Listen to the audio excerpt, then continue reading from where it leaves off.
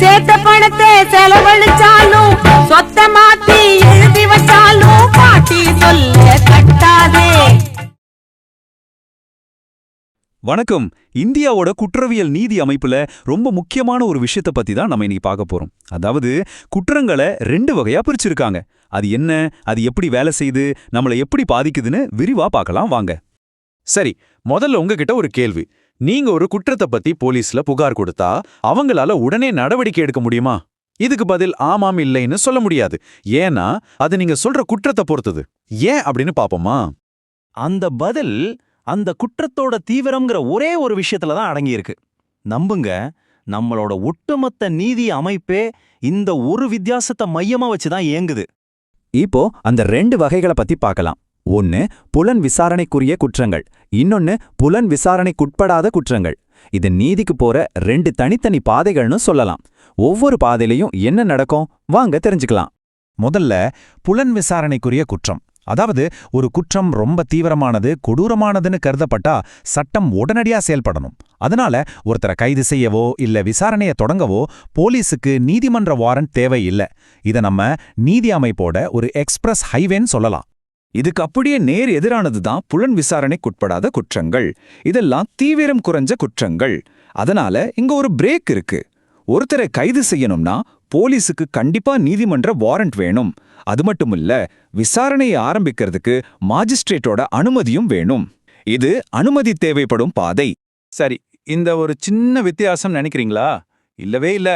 இது காவல்துறையோட அதிகாரத்துல ஆரம்பிச்சு ஒரு டாமினோ எஃபெக்ட் மாதிரி பல பெரிய மாற்றங்களை ஏற்படுத்துது. அது எப்படின்னு பார்க்கலாம்.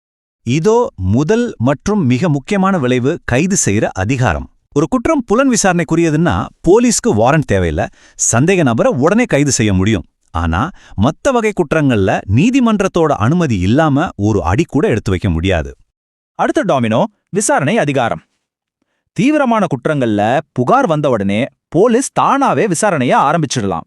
ஆனா தீவிரம் குறைஞ்ச குற்றங்கள்ல அவங்க காத்திருக்கணும். மேஜிஸ்ட்ரேட் சரி விசாரணை பண்ணுங்கன்னு பச்சை கொடி காட்டின பிறகுதான் வேலையை ஆரம்பிக்க முடியும். ஒரு குடிமகனா இது உங்களை எப்படி பாதிக்குது? ஒரு தீவிரமான குற்றம் நடந்தா நீங்க நேரா போலீஸ் ஸ்டேஷனுக்கு போய் முதல் தகவல் அறிக்கை, அதாவது எஃப்ஐஆர் பதிவு செய்யலாம். ஆனா ஒரு சின்ன பிரச்சனைனா உங்க முதல் ஸ்டாப் போலீஸ் ஸ்டேஷன் கிடையாது, கோர்ட். நீங்க மாஜிஸ்ட்ரேட் அணுகி அவர் மூலமா தான் போலீஸ்க்கு உத்தரவு வாங்க முடியும். அதனால தான் புலன் விசாரணைக்குரிய வழக்குகள்ல எஃப்ஐஆர் பதிவு பண்றது ரொம்ப ரொம்ப முக்கியமான ஒரு படி. அதுதான் முழு போலீஸ் விசாரணைக்குமான அதிகாரப்பூர்வமான ஸ்டார்டிங் கன். மற்ற குற்றங்களுக்கு நீதிமன்ற உத்தரவு இல்லாம எஃப்ஐஆர் பதிவு செய்யவே முடியாது. சரி, போலீஸ் அதிகாரத்துல இருக்கிற வித்தியாசங்களை பார்த்தோம். இப்போ இந்த வழக்கு நீதிமன்றத்துக்கு போகும்போது இந்த வேறுபாடுகள் எப்படி தொடருதுன்னு பார்க்கலாம். ரொம்ப இயல்பானது தானே. குற்றத்தோட தீவிரத்துக்கு ஏத்தா மாதிரி தான் தண்டனையும் இருக்கும். புலன் விசாரணைக்குரிய குற்றங்களுக்கு தண்டனை ரொம்ப கடுமையா இருக்கும். 3 வருஷம் ஜெயிலில் இருந்து ஆயுள் தண்டனை, ஏன் மரண தண்டனை வரைக்கும் போகலாம். ஆனா மத்த வகை குற்றங்களுக்கு தண்டனை 3 வருஷத்துக்கும் குறைவா இல்லனா வெறும் அபராதத்தோட முடிஞ்சிடலாம். இங்க பாத்தீங்கன்னா அந்த வித்தியாசம் நல்லா தெரியும். நம்ம சட்டத்துல அந்த 3 வருஷங்கிறது ஒரு முக்கியமான கோடு. அதுதான் ஒரு குற்றத்தோட தீவிரத்தை வரையறுத்து அதோட விளைவுகளையும் தீர்மானிக்குது. அடுத்து ரொம்ப ரொம்ப முக்கியமான விஷயம், ஜாமீன். புலன் விசாரணைக்குரிய குற்றங்கள் பொதுவா ஜாமீனில் வெளிவர முடியாதவை. அப்படின்னா ஜாமீன் கிடைக்கவே கிடைக்காதுன்னு அர்த்தம் இல்ல. ஆனா அது உங்க உரிமை கிடையாது.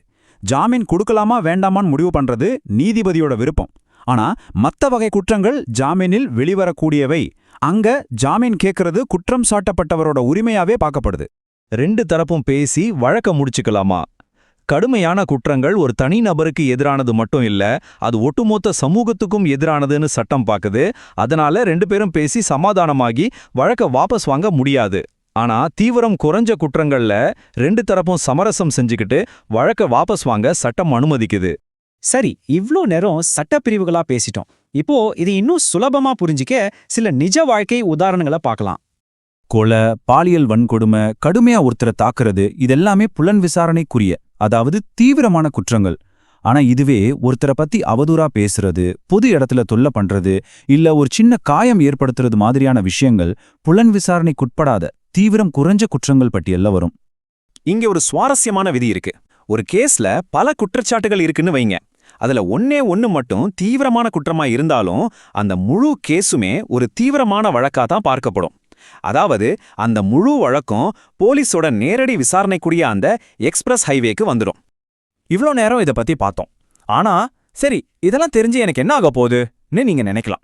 அந்த கேள்விக்கான பதில் தான் இப்ப பார்க்க போறோம். இந்த முழு அமைப்பும் ஒரு பேலன்சிங் ஆக்ட் மாதிரி தான். இது ஒரே நேரத்துல 2 விஷயங்களை செய்யுது. ஒன்னு, சமூகத்துக்கு பெரிய அச்சுறுத்தலா இருக்கிற குற்றங்கள்ல போலீஸ் வேகமா செயல்பட அதிகாரம் கொடுக்குது. 2வது, அதே நேரத்துல சின்ன சின்ன பிரச்சனைகள்ல போலீஸோட அதிகாரத்தை கட்டுப்படுத்தி குடிமக்களோட உரிமைகளை பாதுகாக்குது. நாம இதுவரைக்கும் பார்த்தோட சுருக்கம் இதோ. போலீஸ் அதிகாரம், உடனடி நடவடிக்கை தேவைப்படுறது, அனுமதி தேவைப்படுறது, குற்றத்தோட தீவிரம், சமுதாயத்துக்கு எதிரானது, தனிப்பட்ட விஷயம், பாதிக்கப்பட்டவரோட முதல் படி, போலீஸ் ஸ்டேஷன், மாஜிஸ்ட்ரேட். இந்த 3 தான் இந்த 2 பாதைகளுக்கும் உள்ள அடிப்படை வித்தியாசம். 2. இந்த 2 பிரிவுகள் தான் இந்தியாவோட குற்றவியல் நீதி அமைப்போட ஒவ்வொரு அசைவையும் ஆரம்பத்திலிருந்து கடைசி வரைக்கும் தீர்மானிக்குது. ஒரு குடிமகனா இந்த அடிப்படை வித்தியாசத்தை நீங்க புரிஞ்சிக்கிறது உங்க உரிமைகள் என்ன, அதிகாரிகளோட அதிகார வரம்பு என்னன்னு தெரிஞ்சுக்கிறதுக்கான முதல் படி. கடைசியா உங்களுக்காக ஒரு கேள்வி. ஒரு பக்கம் பொது பாதுகாப்பு, இன்னொரு பக்கம் தனிநபர் சுதந்திரம். இந்த 2க்கும் நடுவுல நம்ம சட்டம் சரியான ஒரு சமநிலையை ஏற்படுத்துதா? இத பத்தி நீங்க என்ன நினைக்கிறீங்க? யோசிச்சு பாருங்க.